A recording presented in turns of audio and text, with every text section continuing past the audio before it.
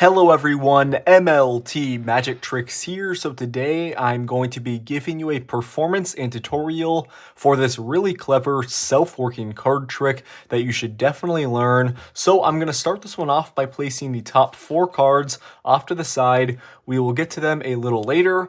Right now I'm going to give the deck a quick shuffle, just mixing up the pack. At this point, I would have my spectator make a selection. I'm just going to spread through the deck and they can take out any card. So once my spectator has made their selection, I would just have them look at the card. So I'm just going to be showing you once they remember it. I would tell them we're going to go ahead and get the card lost somewhere into the middle of the deck, just like that. And we will get the card lost into the middle of the pack. From here, this is the part of the trick where we take a look at the 4 cards I set aside earlier in the trick. You will see we have 4 cards and we're only concerned with the values of these cards. So we have a 6, 7, 8, and 9 valued card here. And I would have my spectator choose one of these and just let me know out loud which one they choose. It's completely up to them. So let's say my spectator chooses the 9 of clubs. I would tell them we're going to use that number 9 right now to move on with the trick. So my spectator's chosen the 9. I would tell them to cut the deck in half wherever they want. Let's say they cut the deck right here, and I would have them complete the cut. Now I would explain to my spectator, I'm going to spread out the deck on the table, and you will see there is a valued 9 card face up in the middle of the deck.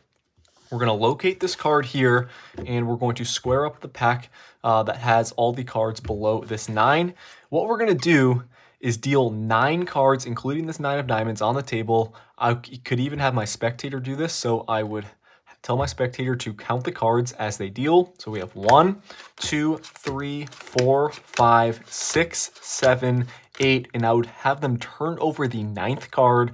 You will see the 9th card is the 4 of spades, which is hopefully my spectator selection. So guys, that is the card trick. This is a really cool one.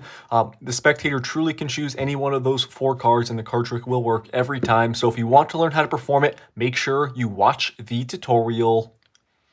All right, so I hope you guys enjoyed that performance. This one should definitely be in your repertoire of card tricks. So grab your deck and let's get right into the tutorial.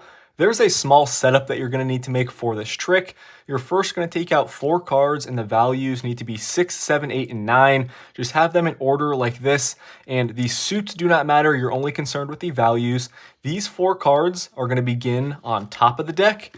And there is something you need to do on the bottom of the deck. You're going to take out a valued 8 and 9 card like this. Once again, the suits do not matter. You're going to take the 9 and you're going to reverse it. It's going to be face up like this on the bottom, and then you're going to take the 8, place it face down, and that's going on the very bottom. That card is going to match the rest of the deck. So you just have that 9 reversed in the second position from the bottom, just like this. Once you have made this setup, you are good to go. From here, you're going to go up to your spectator and tell them you're just going to place the top 4 cards off to the side. So these are your setup cards. Keep them square and face down, and you're just going to place them on the table. Explain to your spectator. You're going to get to those later in the trick.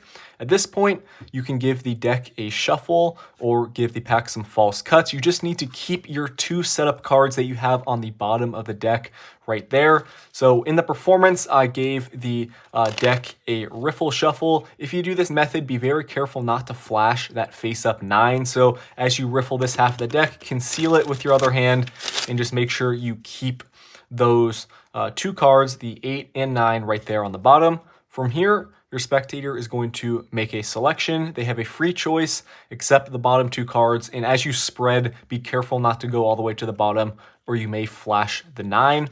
Your spectator is going to take out the card. You're just going to have them look at it and memorize it for the trick. But for the tutorial, we'll look at it together. In this case, we have the 2 of hearts.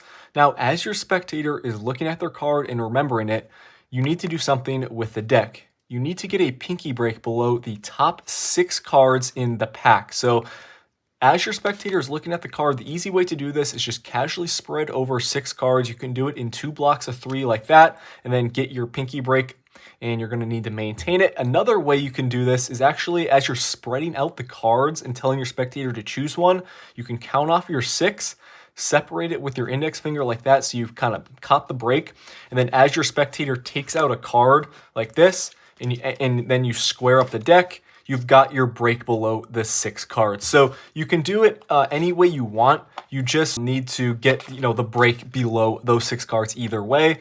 So at this point, after my spectator has chosen the card, I've got my break, they've remembered the card, you're going to tell them you're just going to place it somewhere in the middle of the deck, but in reality, you are placing it in the 7th position from the top. You're going to slide it right under the break below those 6 cards. Create the illusion that you're going to try and place it in the middle. You can push out some cards so some are coming out of the middle. Then all you have to do is slide it right there in that 7th position. You can kind of dribble off the cards like that. It will look like it's going in the middle. Your spectator's not going to think anything of it. From here, you can give the deck some false cuts if you want to. It's up to you. Just make it look like you're really losing their card in the pack. If you do the false cuts, be careful not to flash that face-up 9 like I did just there. So be very careful when you're scoring up everything to keep the cards flush so you don't flash the face-up card. I'll leave a link on the screen right now if you want to learn some false cuts. At this point, you are ready to move on with the trick, and this is the cool part of the effect. This is a multiple endings card trick, and I'm going to explain how that works right now. You've got your spectator's card in the 7th position from the top. From here, you're going to reveal the 4 cards here that you placed off to the side earlier, and you're going to tell your spectator the values of these cards is what matters. The 6, 7, 8, and 9, and you're going to tell them to pick one and say it out loud. So we're going to go through each of the scenarios right now. They are quite simple, and it's going to be easy to memorize. So let's say our spectator chooses the 6. You chose the 6. You could have chosen any of the 4. And here is what you're going to do if they choose the 6. Tell your spectator to deal 6 cards from the top of the deck and then turn over the next one. That's what you're going to say. So they would go 1, 2, 3, 4, 5, 6. Your spectator would be doing that, and then they would turn over the next card and see it is their selection. So that's how you deal with that scenario. And then for the 7, I'm sure you guys can see where this goes. If they choose the 7, all you have to say is, okay, you chose the 7 here. What I want you to do is deal 7 cards from the top of the deck and turn over the 7th one. So they're going to go 1, 2, 3, 4, 5, 6, 7, like that. As they count the 7th, they would turn it over and see it is their selection. Now, that's also pretty simple to do. Your spectator can do both of these methods with dealing. You just need to give the clear instructions with the 6 versus 7. There's just a small subtlety there. Now, here's where it gets more interesting if they choose an 8 or a 9. This is where the setup we made at the bottom of the deck comes into play. So let's say they choose the 8. You have your valued 8 card on the bottom of the deck. So if they choose the 8, you're going to tell your spectator, okay, we're going to turn over the deck and we're going to take a look at the bottom card. And you can see it is also an 8.